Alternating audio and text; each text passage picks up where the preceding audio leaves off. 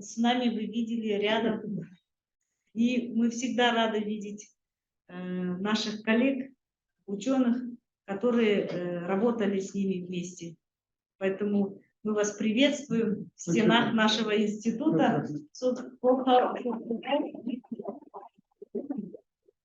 Мы можем коротко вам рассказать. Я думаю, вам, как специалисту, будет интересно, чем сейчас дышит институт, чем он занимается. Вот, конечно, немножко жалко, что многие годы мы занимались только тем, что считало нужным правительство. Ну, время такое да, было. Наверное, это, наверное, во всех государствах. Да? Но мы... Сколько терминов там у вас появлялось. Но мы, знаете, все равно не останавливали фундаментальные исследования в тех направлениях, в которых уже были созданы наши лингвистические школы. Например, вот Абдуали Агай, у него есть своя школа, да? Компаративистические исследования тоже проводились, но не так системно, как раньше, но были. И сейчас мы работаем над созданием научно-лингвистической базы казахского языка как государственного.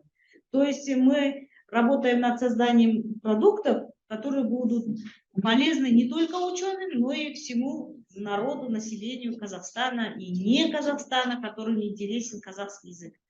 И сейчас давайте мы покажем вам корпус. Корпус старше. У нас по аналогии вот русского национального корпуса мы сейчас создаем национальный корпус казахского языка. Текстовая база корпуса насчитывает около 30 миллионов словоупотреблений.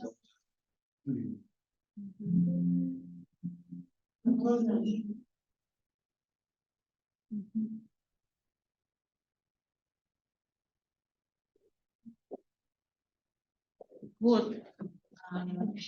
Сейчас идут работы по созданию исторического корпуса, параллельного корпуса, по разработке культурно-семантической разметки. Ни в одном корпусе нет культурно-семантической разметки.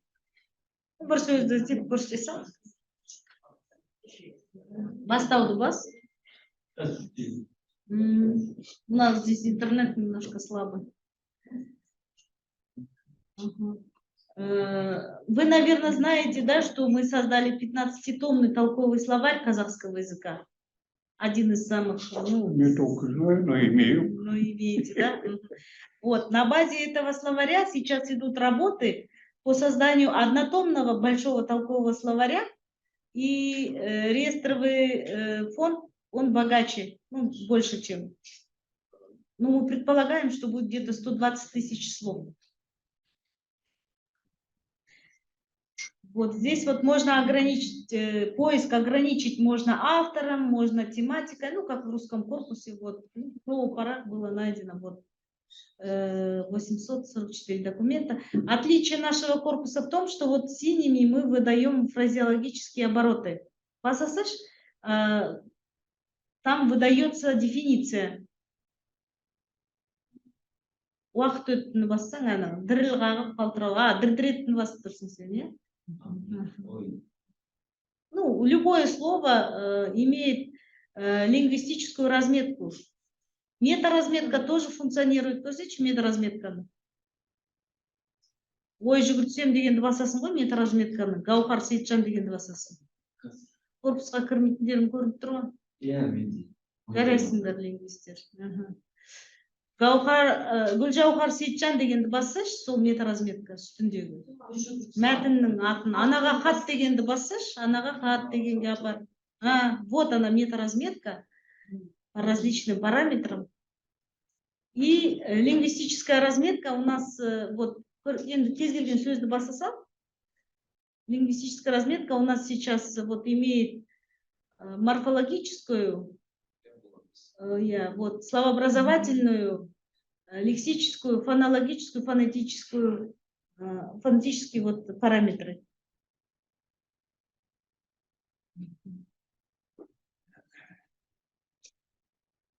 Есть исторический корпус, но он сейчас разрабатывается. Здесь немножко он еще в старом варианте стоит. Скоро мы выложим в интернет. Тарихи корпус дегенді баршы? Тарихи корпус. Бар корпус. Тарихи корпусқа кірші. Корпусқа кірсеңдерші, күнде.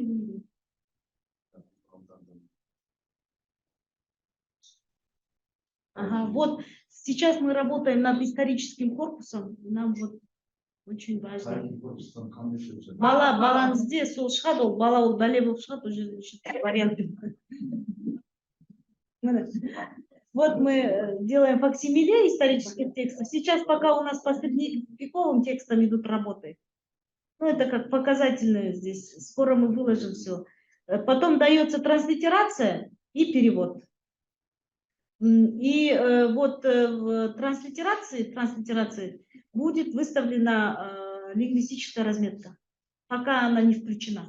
Арабографичные варианты будут? Арабографичные, набранные на компьютере, да? Ну, мы предполагаем, что у нас будет, но не сейчас, потому что занимает, да, со временем обязательно включим, обязательно, у нас в плане есть такое. Вот такие... Арабографичные варианты можно читать по-разному. Параллельный корпус тоже сейчас разрабатывается, она корпус Туралдан Кресн. Ага, вот в параллельном корпусе пока только текст Абайжола. Он вот в казахском, английском и в русском варианте. Пока разметка не включена, но разметка делается. Она разрабатывается, скоро будем включать и разметку. Надеемся, что будет полезным и для ваших исследований. Разработки. Да, диалектологический подкорпус сделали. Легенды. Диалект не ограничивать это. Ага. Вот здесь выдается диалектологически. Вот, где употребляется это слово. В каких регионах. Как раз, Николай Иванович, вы все время диалектологию спрашивали. Вот вам корпус диалектологический. А кто говорил, что диалектов нет?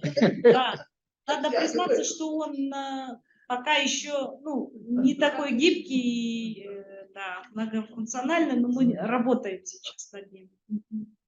Я все шучу, пока диалектологии нет, диалекты существуют. А вообще проблема в том, что такое диалект, непонятно. Термин неопределенный. Все используют, а содержание термина неопределенный.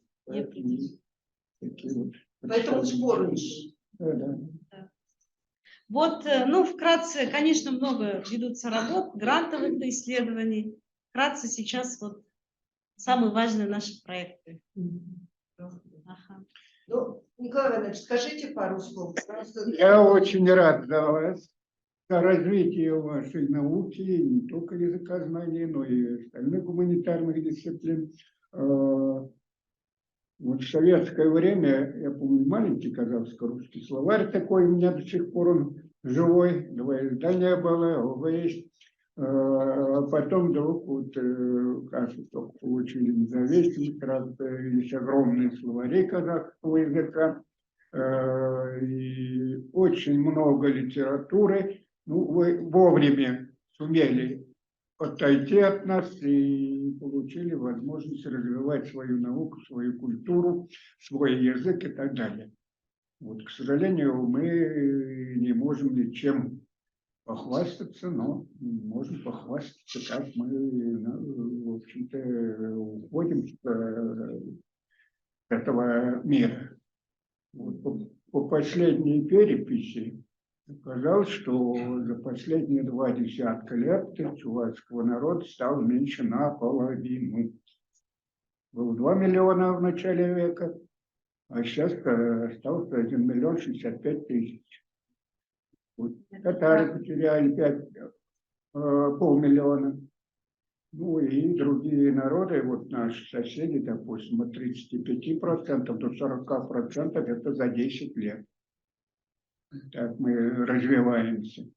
Ну, для сравнения, вот я работал в нашем Чувашском госуниверситете. На Чувашское отделение мы набирали на очное отделение от 100 до 130 человек иногда доходило. Заочников было на стационаре где-то 90-100 человек. Было у нас еще 2 филиала. Один филиал в республике Батырева на юге, а второй в Ульяновске. Там по 25 человек заочников набирали. Мы выезжали туда и учили этих студентов. То есть в год получается от 200 до 250 студентов ежегодно набирали. Это где-то лет 7-8 назад. А сейчас на Чувашском отделении на первом курсе 8 студентов. Это включая очников, довольно начальников. Представляете, 8, 250, 200.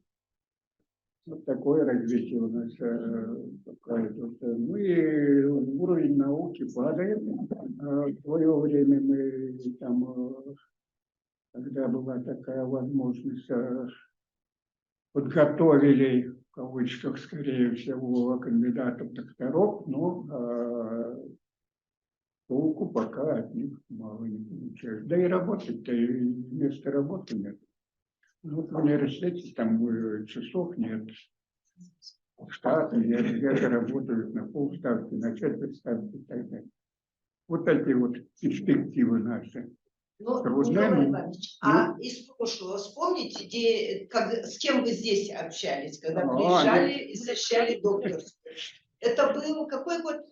92-й год, 92-й. прошлого тысячелетия еще. Да, да. Вот молодежь. что вот Да, этот да, момент научный вашей день. жизни. Я всегда хвалюсь, когда меня представляют, там, я говорю, фальшивый доктор наук казахстанской закваски. Да, скромничаете. Меня пригласили сюда, я там задавалось, то есть работал ученым секретарем тогда. Шло письмо в адрес директора института, телеграмма, вернее. Директор меня приглашает, говорит, показывает эту телеграмму, я говорю, дадите командировку, съезжу. Вот. Ладно, вот подумать надо завтра, а то я вот тут не понял, а что не понял. А тут написан докторская, у вас кандидатская нет. Ну, на второй день все-таки дали мне командировку, я приехал. Вот, где сейчас ходили, на вахте, утром рано это было, дождался. Вот, потом меня повели в институт педагогический Абаев. Там на следующий день совет собрался. Вот, сначала, сейчас фамилия, что было, Стогрик такая. Вот, она все вопросы испытывалась. Ну, в то время таких примеров не было. Вот. Ну, потом она сказала, ну ладно, завтра совет будет, а совет решит. Вот. Сидим на совете, дали мне слово, я начал рассказывать о содержании моего будущего еще доклада. Вот. Дошел где-то с Монголии до Казахстана, мне сказали, хватит. Вот. Потом Ярден сказал, я хотел чемодан собирать, тоже уехать к себе домой писать доклад. Ярден сказал, никуда не отпустим, ты дома опять не будешь писать. Меня поселил там где-то в общежитии аспирантов, закрыли, дали мне секретаршу, она утром забирает мои писульки, вечером приносит набранные, и так мы за неделю доклад состряпали. Потом помогли мне напечатать, у меня тогда с собой и денег не было, заплатили все это дело, потом рассылку взяли на себя. Вот. Ну, через месяц я приехал, и таким образом меня защитили, и я стал без кандидатской, без всякой степени, сразу минуя кандидатскую, сразу доктором филологических наук, по совокупности опубликованных. Благодаря вам, казахским коллегам, благодаря этому институту. Вот мой доклад, он набирался здесь, в кабинете директора на втором этаже. Директором тогда был Кутаинов. Ну, вы же говорили, что секретарша была тогда, вот она помогала вам. Да. Вот она Гуляпай, да, наверное, да? Ой, я не знаю, сейчас, она молоденькая была. Ну, 30 лет прошло. Для платьев была тогда. Она жила в общежитии, она утром у начальника работала, а потом...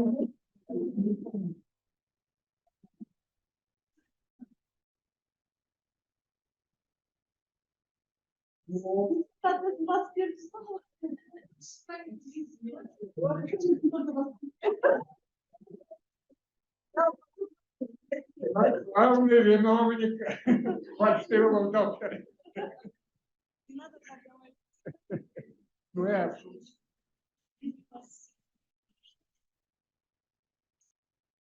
У меня просто на подарок книг не осталось, я не думал, что меня тут сюда проведут, и я раздарил уже. В следующий раз.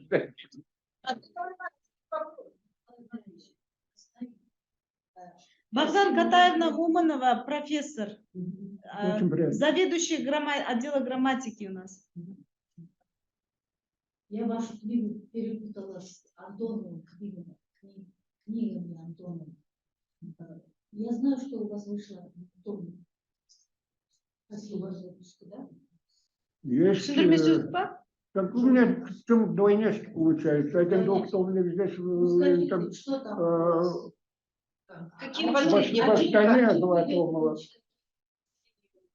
Потом у себя я вот привез, но раздал уже. Ну, А можно мы возьмем и отсканируем? Да, теперь я буду здесь почаще появляться, поэтому, ну, где-то, может быть, даже и летом принесу обязательно. Обязательно. Мы передадим вам.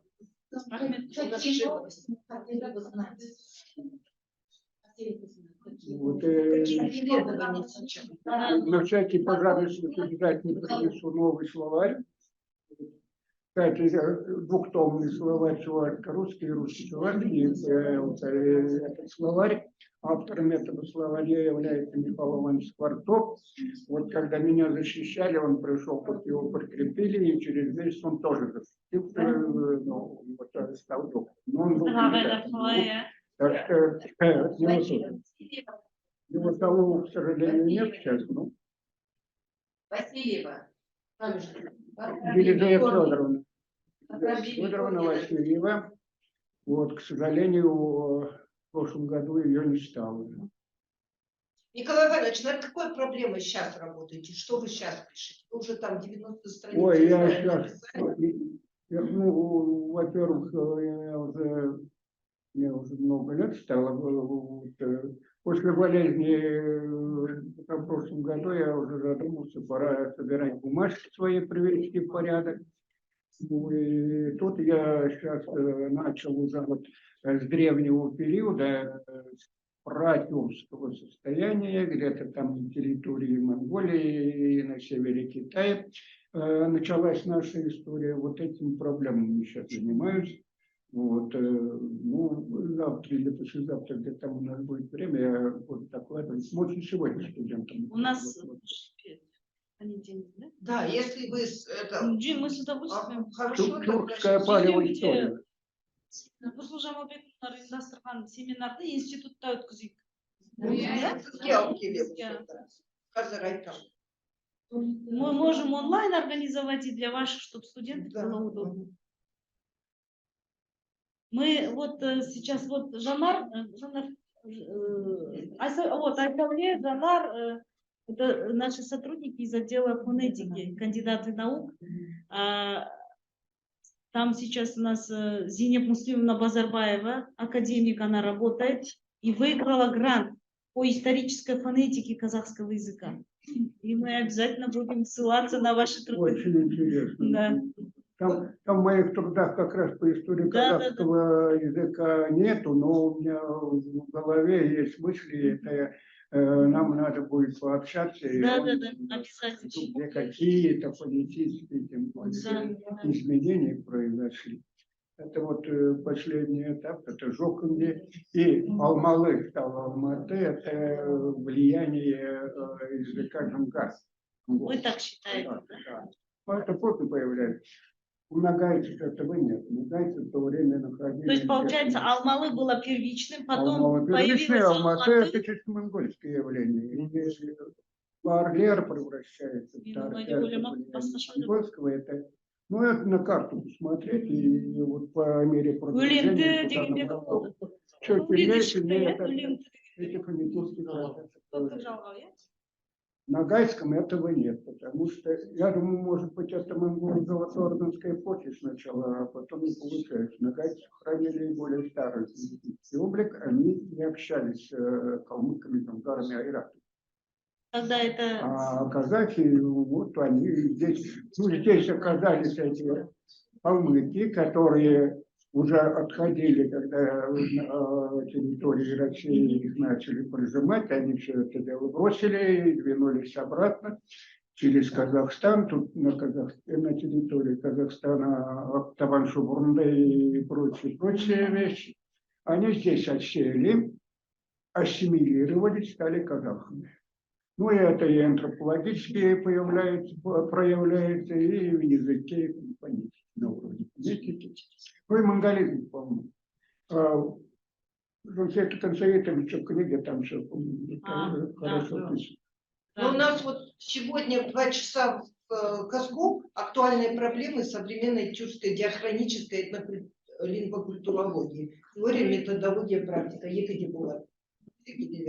А понедельник Сагат Баргидин. Современные проблемы алтаистики, трансевразийская этнокультурная общность, миф или реальность. Это вот, где?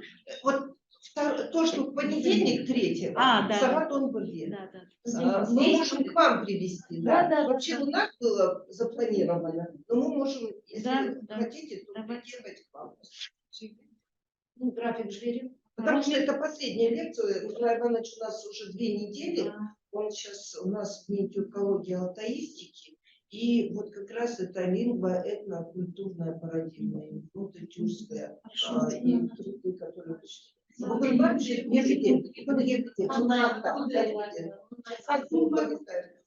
да то самое, интернет то самое. Слушай, бізге не жасау керек пе? Инфослайд жасау керек пе ертеңгіге? Или сіздердің... Біздікі болады. Сол инфослайдқа біз өзіміздің логотипті қойып таратсақ болады ғой, зумымызды жазып. Николай Иванович, знаете, хотелось бы поблагодарить вас за теплые воспоминания о вашей защите. И в этой связи, вы знаете, я что вспомнила? Я вспомнила Анну Владимировну Дубо, которая тоже без кандидатской защитила докторскую только в Российской академии наук. В институте, кстати, институте языкознания. Это вот прям знаково. Я думаю, те вот ученые как раз таки тоже тюркологией занимаются. Поэтому это вот ваши воспоминания сегодня для меня это такой знак. Я думаю, ну надо же, как интересно. У нее была все-таки монография опубликована. У меня и монографии не было, у меня только статьи. Это здорово. Спасибо. Это вам спасибо, это Казахстану спасибо. Я всегда говорю, мне в Казахстане всегда везет. А здесь народ сохранил благородство свое, сохранил народ, добродушие, человечество. Самое важное, это вот, обычно у нас степь демонизируют в русской историографии, но это не так. Это вот... Наоборот. Я вот в чувашских языческих молитвословиях есть такие выражения. Дай Боже, чтобы было накормить чем приходящего голодным и обогреть приходящего озябшим. Ни родного, ни близкого, ни царя, никого, ни господина, а приходящего замерзшим, озябшим, голодным, совершенно незнакомого человека. И такие слова, буквально слово в слово у нас в русском языке, тут Китабыдалем Коркут, Коркутатан писал, ну, то же самое слово. Потом я это встретил где-то в Сибири у Хакаса. Потом меня озарило, ой, Господи, это еще до распада, это пока наши предки не выделились от общетюркского ствола, это было 2500 лет назад, и такое сознание было у предков наших. Дай Бог каждому народу, где найти можно такое. Вот вы сохранили благородство, это древнее, больше, чем другие тюркоязычные народы. Вот рядом узбеки, у узбеков немножко другое, там у них иранское влияние, у них. А у турок, допустим, там я часто бывал, у них европейское влияние уже немножко так, более гордое. А у вас вот, человечность. Спасибо вам за это. Как раз вот я вашу лекцию слушала, и вот вы говорили, когда об этой тюркской молитве, и вот эти аналогии, и вот у казахов у нас есть такое таспен улар, а біз аспен. Если к нам пришли вот с плохим намерением, а мы наоборот, вот то, о чем вы говорите, Адам Герцелев, у нас человечность, вы правы, на самом деле, это наш культурный код, которые мы должны сохранять и передавать. Спасибо вам. Дай Бог, чтобы вы сохранили. Это вот. Гульжихан Кубденова, кандидат наук, отдел истории языка. Я была на вашей лекции, Казу, и там вы говорили про Жбик-Жола. Сейчас, что я хочу мои коллеги тоже слышать, интересный факт привели. Жбик-Жола – это не от того медицинские. Почему называется? Помните, Жбек-Жола, шелковый путь. Почему так название? Вы рассказывали про меня. Вот этот факт. Ну, это шелк, шелком торговали, шелк с Китая.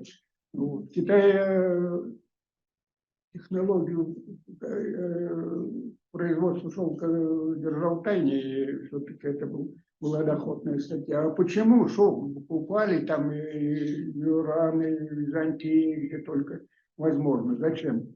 Ну, красиво, понятное дело, но на красиво ты долго не проживешь.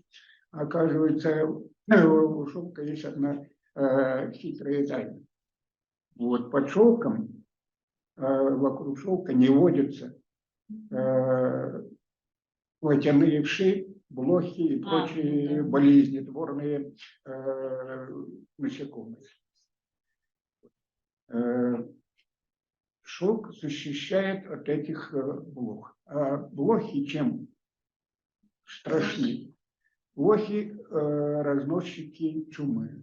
Вот была там где-то в XIV веке, в середине XIV века, черная смерть бушевала в Евразии, и где-то там 3/4 населения погубила.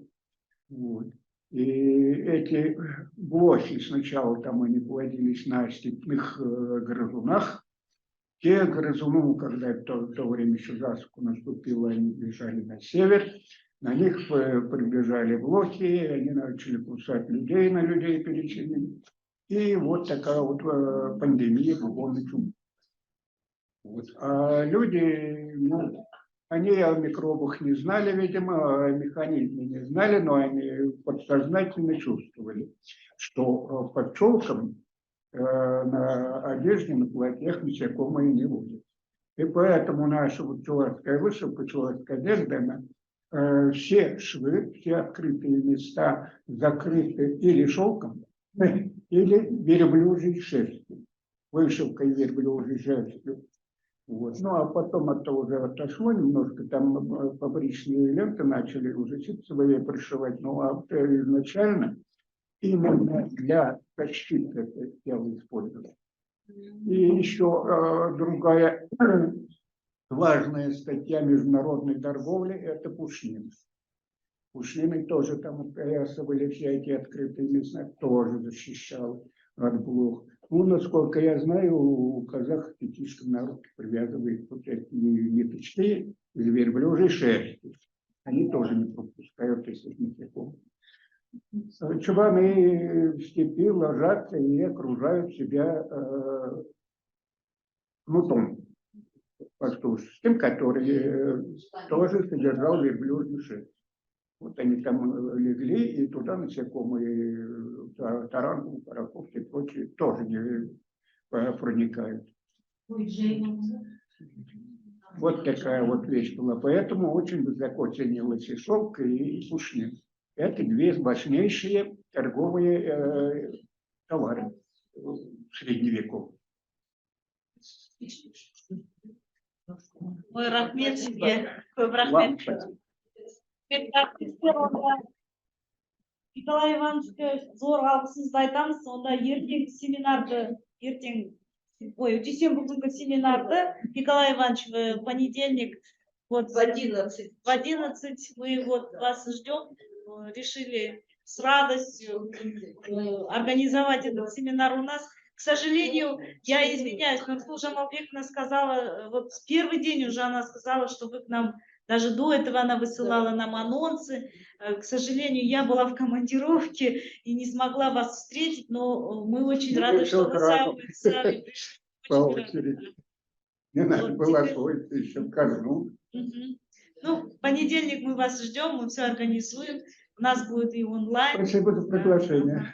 Очень рады. И самое главное, мы желаем вам здоровья, долгих лет жизни и долгих творческих неустанных годов, чтобы вы творили, чтобы не останавливались.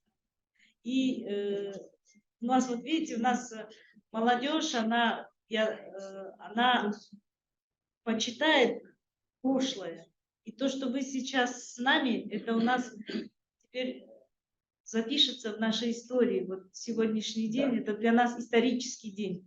И мы всегда будем помнить и будем всегда рады вас. Это еще в 80-х годах все началось. Вот тут вот была конференция по этимологии, всесоюзная научная конференция по этимологии тюркских языков. Вот когда конференция завершилась, мы там в Казахстане, где-то, я не помню на каком этаже, но наверху собрались, тут и казахские коллеги, и Хусаинов был, и Радимзаде было, и еще другие товарищи, некоторых уже нет среди нас, потом из соседних тюркоязычных стран, с Азербайджана Айдын Мамедов был, к сожалению, рано ушел, татары, башкиры, еще вот и сидели, и думали, почему-то тогда, а где все-таки лучше организовать такой вот объединяющий все тюркоязычные народы центр. Ну, по алфавиту вспомнился Азербайджан, там тогда еще советская тюркология издавалась. Ну, там история запутана, они все под себя гребут, отказались от этого, вот так вот по республикам прошлись и остановились на Казахстане. Тогда был Жансеид Кансеитович, я его плохо помню, он скромненький, молоденький тогда был, не вступал ни в какие там особые полемики. Вот, и вдруг получаю приглашение, он когда работал министром образования и науки Казахстана, в Астану на открытие Международной тюркской академии. Вот, создали академию, два президента. Тогда были на этом открытии Казахстана Назарбаев и Гюль от Турции. Вот, ну, начали работу очень хорошо. Тогда у нас был ректором, директор. Шакир Ибраевич Ибраев. Вот, говорят, он интеллигент. Вот. И начала академия работать, все нормально. Потом Жансеид Кансеитович ушел послом в Турцию. В академию пришли другие люди, академия пошла немножко не тем путем. Ну и сейчас вот Жансеид Кансеитович пришел в Казахский национальный университет. А он не забыл эту вот нашу мечту еще давнишнюю, и тут открыл научно-исследовательский институт тюркологии и алтаизма. Этот институт будет вырабатывать научные знания, потом на кафедрах эти знания будут передаваться студентам, и через студентов уже будут спускаться на уровень бытия. То есть это очень важный момент для сохранения, для сбережения казахского народа. Вот в свое время, в советское время, мы там оказались под влиянием советской идеологии, которая утверждала нам, что расцвет сближения всех наций, о расцвете мало что думали, а о сближении больше всего. Вот. После того, как ушли, как вы получили свободу, переключились, и не только вы, и у нас тоже переключились на западную философию. А западной философии для гуманитариев места нет. Они где-то, американские ученые, даже хотя в Америке более-менее еще гуманитарными науками занимаются, говорят, это вымирающий динозавр. А нам этого не надо. Если не будет у нас гуманитарного образования, не будет у нас духа народа, не будет национальной философии и культуры, развития искусства и так далее, народ постепенно, незаметно уходит. Ну как, вот переоделись в европейский костюм, и ладно, и ничего, никого это не волнует. Один единственный тюркский народ, который сумел сохранить национальный костюм, и то только женский, туркмены. Они повседневно носят платья еще, но они всегда держались немножко в изоляции, не смешивали. А мы увидели Бог, вышли на просторы, там на запад и так далее. А это незаметно, вот колониальность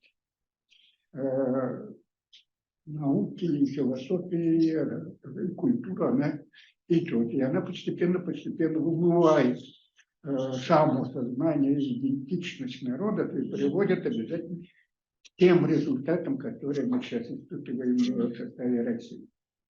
Храни вас Господь. От этого не хватает. Мы вас ждем в понедельник. Будем рады. Спасибо вам за все.